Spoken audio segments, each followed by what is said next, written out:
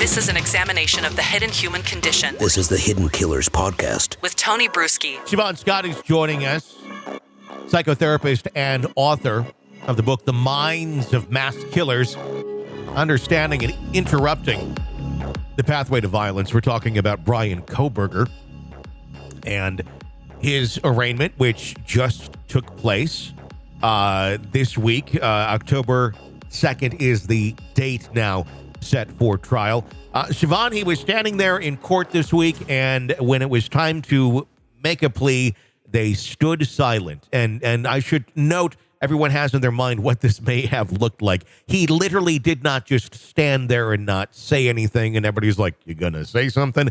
His attorney literally did stand up and said, "Your Honor, we are going to stand silent." And with that, the judge then entered the not guilty plea, because that's what you do when someone stands silent. It was an interesting move, nonetheless, a power play. I really don't know the purpose of it. There doesn't seem to be a whole lot of legal maneuvering that's going to be going on around that, at least not as of right now. What do you think was going through Kohberger's mind as he was being charged with burglary and 4 counts of first-degree murder? If Kohberger is indeed guilty, we would assume that he's enjoying the cat and mouse game and enjoying the attention. So there's probably a lot of legal strategizing going on that's including him. And I would anticipate that he's not terribly upset about this. You know, as counterintuitive as it seems, this could have been part of the game the whole time. And he very likely thinks that he's going to get off, no matter how overwhelming the evidence is. So this is a guy that's not really grounded in the same reality the rest of us are in, which makes it hard to understand. And obviously innocent until proven guilty. If he is in fact guilty of this, is this someone who understands that he's guilty if he did this crime, or could this be something where he truly believes he's innocent even though he committed the crimes, if that is the case? Yeah, no, I think he truly knows he's guilty. There's absolutely no evidence that he's psychotic or has any kind of a serious mental illness. So I think if he is guilty, if he's the perpetrator here, you have the classic dark triad: psychopathy, narcissism, and sadism. He's a very manipulative person, and it's all a big game to him. And there's no sense of, oh, gee, I've done a terrible thing and I should, feel guilty or have remorse. It's like this was part of the game.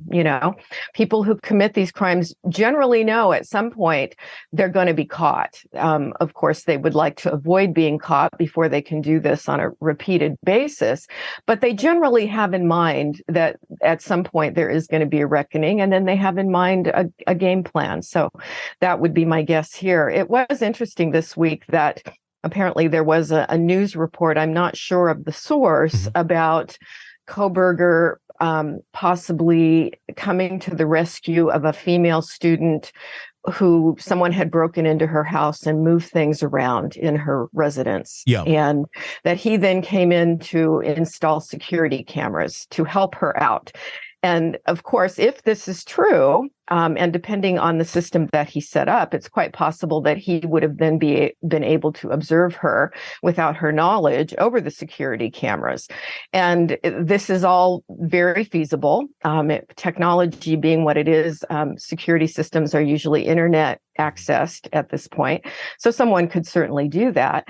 And it would, if this is true, it would fit with the pattern for sexual domination killers. Oftenly, they start off as voyeurs. They begin with fantasies, usually in their early teen years, that progresses to fixations on specific people. The fantasies begin to center on, and then they do surveillance and stalking. And this is part of the thrill for them. I'm watching you and you don't know this.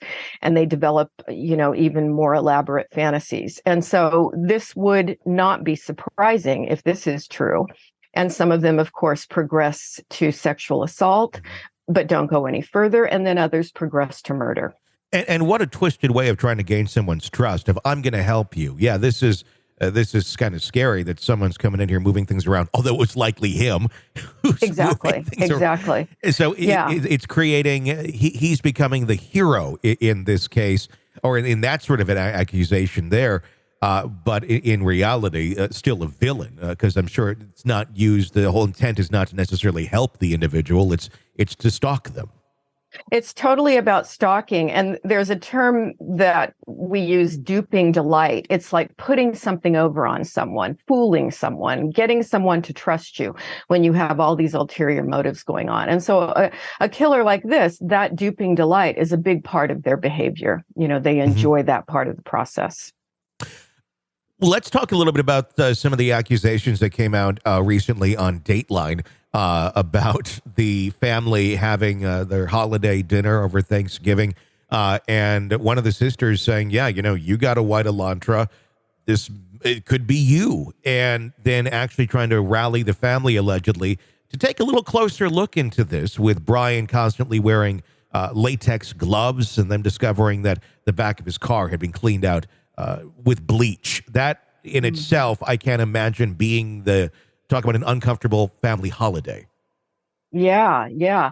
And, as I understand it, one of the sisters, it may have been that sister, is a mental health therapist, So you would have to figure that at least somebody in the family was noticing some red flags: the location, the car, the gloves. And, it would certainly be bizarre if they didn't notice and they didn't try to address it. How do families react? I mean, obviously, it probably varies by family to family, but when you have something like that happen and you have a member of your family that really looks to be pretty damn guilty, do families tend to rally around that person and not believe the harsh, scary reality if the allegations are true? Or how often do we have families that stand up and go, oh, my gosh, yeah, we think you are the one who did this? Yeah. It does depend on the family, but very often, typically parents have tremendous blind spots when it comes to being able to look at their own kids objectively. And I'm sure there's probably a biological reason for that, right? We all look at our babies and we just think they're perfect and can do no wrong and defend them forever. But often there are people in the family, often siblings, who do see a dark side about someone, they don't have to be a murderer, but it may be, my brother's an alcoholic, or is irresponsible with money, or whatever. Sometimes parents don't see it, but a sibling does. And that's not unusual. And I mean, imagine that could create quite a rift as well if one of the siblings is over there going, I totally think he did it. And I'm not saying that she is, but it could be the case where you have a sibling that's like, how are you all blind to this? While parents try and wrestle with the idea that their son could have potentially killed 4 people. Yeah, exactly. And it's a tough thing for families, but usually the healthiest person in the family is the one that can come out and speak the truth, who sees the evidence and can, make a judgment based upon that.